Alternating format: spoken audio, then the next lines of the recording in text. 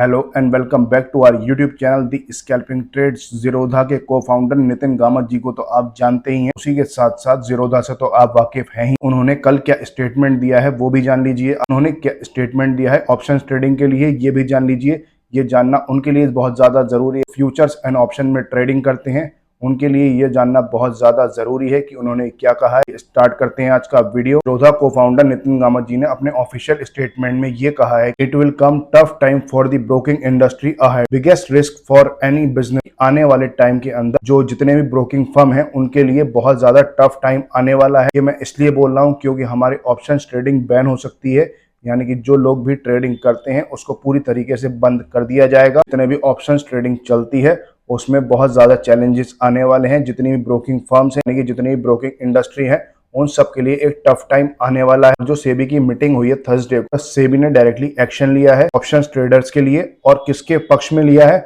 यानी कि किसके फेवर में लिया है, अपने इन्वेस्टर्स के लिए। जैसा कि आप जानते हैं वो इन्वेस्टर्स को बहुत ज्यादा प्रमोट करते हैं और इन्वेस्टर से ही उनका सब कुछ चलता है ऑन एन एवरेज। यानी कि जो गवर्नमेंट को डायरेक्टली प्रॉफिट होता है या फिर गवर्नमेंट जिनके लिए सोचती है सबसे ज्यादा, वो इन्वेस्टर्स के लिए सोचती है। इन्वेस्टर्स को देखते हुए सेबी ने एक एक्शन लिया और सिक्योरिटीज और stocks to derivative segment to curb manipulation in future and options, यानी कि एफएनओ। इन शॉर्ट मैं आपको ये समझा दूं। अब आप यहां से अंदाजा लगा सकते हैं कि एफएनओ में कितने वॉल्यूम्स थे और कितने वॉल्यूम्स हो गए हैं। Volumes in index options have gone up to from 4.6 lakh crore in 2018 to 138 lakh crore in 2024, यानी कि 4.5 लाख करोड़ से जो वॉल्यूम बढ़कर गया है, यानी कि 138 लाख करोड़ का वॉल्यूम बढ़कर पहुंच गया है अब तक फॉर सिर्फ ऑप्शंस ट्रेडिंग का। अब आप यहाँ पर जंप देख सकते हैं कि कितना बड़ा जंप आया है, यानी कि 15 to 20x हो गया है, यानी 15 से 20 गुना हो गया है ये मार्जिन। यानी कि जो ये रेशियो है वो 15 से 20 गुना हो गया है अब तक। को देखते हुए सेबी ने ये एक्शन अभी ऑफिशियली नहीं लिया है, यानी कि आने वाले टाइम में ये रेगुलेट कर सकते हैं उस पर, या तो इसको बैन कर दिया जाएगा या फिर इस पे कुछ रिस्ट्रिक्शन लगा दी जाएंगी, या हो सकता है 30% टैक्स भी इम्प्लीमेंट हो जाए, जिसकी वजह से ऑप्शन बायर या ऑप्शन सेलर जो हैं या जितने भी लोग ऑप्शंस में ट्रेडिंग करते हैं वो थोड़े कम हो जाए, यानी कि उनका मार्जिन थोड़ा कम हो जाए। क्योंकि जैसा कि आप जानते हैं सेबी का डेटा जो कहता है वो 90% ट्रेडर्स जितने भी हैं वो लॉस में हैं। सबके बाद सेबी ये डिसीजन ले रही है। आपको एक एग्जांपल देता हूँ। आपने जैसा कि अपने आसपास में देखा होगा, जो लोग ऑप्शंस में ट्रेडिंग करते हैं वो ज्यादातर लॉस में रहते हैं, और जो लॉस में रहने वाले लोग होते हैं उनके ऊपर से ये भूत कभी नहीं उतरता है कि वो ऑप्शंस ट्रेडिंग छोड़ दें। वो सीख कर आए या फिर कहीं से वो अच्छी नॉलेज लेकर आए, फंडामेंटल्स को फॉलो करें, डिसिप्लिन ट्रेडर बने, बट वो ऐसा नहीं करते हैं। वजूद उसके लोगों ने इसको सट्टा बाजार बना रखा है, यानी कि जुए का अड्डा बना रखा है। इसी को देखते हुए सेबी ने कुछ रिस्ट्रिक्शंस लगाने वाली है। लोग करते क्या है, जैसे कि लोग जुए में पैसा उधार लेकर लगाते हैं, उसी तरीके से लोगों ने किसी से क्रेडिट लिया पैसा और फिर उसके बाद स्टॉक मार्केट में लगाया, यानी कि वो सोचते हैं हम ऑप्शंस में लगा सकते हैं इस पैसे को और उसके बाद हम उसको कमा कर दे देंगे। वहां पर उल्टा है,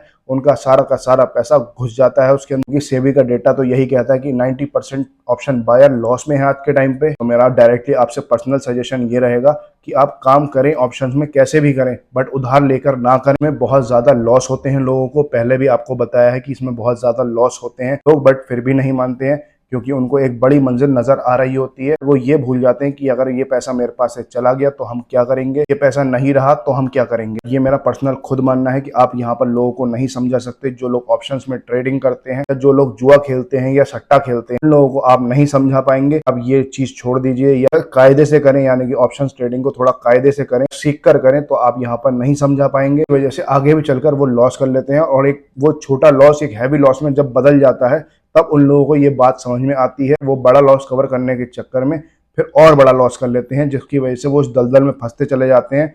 और एक टाइम ऐसा आता है कि वो लोग कुछ गलत कदम उठा लेते हैं, लाइफ बहुत ज्यादा हेल बन जाती है। यहाँ पर मेरा और सेबी का जो कहना है आप वो सुन लीजिए, यानी कि मेरा भी ये कहना है कि आप इस ऑप्शन ट्रेडिंग से दूर रहें, ये आपके लिए बेस्ट रहेगा। आप इन्वेस्टमेंट कीजिए, स्विंग ट्रेडिंग करके देख लीजिए, यानी कि आप स्टॉक्स में भी ट्रेड कर सकते हैं और भी बहुत सारी चीजें जहां आप ट्रेड कर सकते हैं। आप शॉर्ट टर्म कर सकते हैं, लॉन्ग टर्म कर सकते हैं, टीएसटी कर सकते हैं। आने वाले टाइम में सेबी क्या एक्शन लेती है, इसको पूरी तरीके से बैन करती है या 30% इस पर टैक्स लगाती है, ये देखना काफी ज्यादा इंटरेस्टिंग रहेगा। आई होप आपकी सबको समझ में आ गया होगा। अगर वीडियो अच्छा लगा हो तो वीडियो को लाइक करें, चैनल पहली बार आए तो चैनल को सब्सक्राइब करें। जब तक के लिए देखते रहिए हमारा YouTube channel the scalping trade.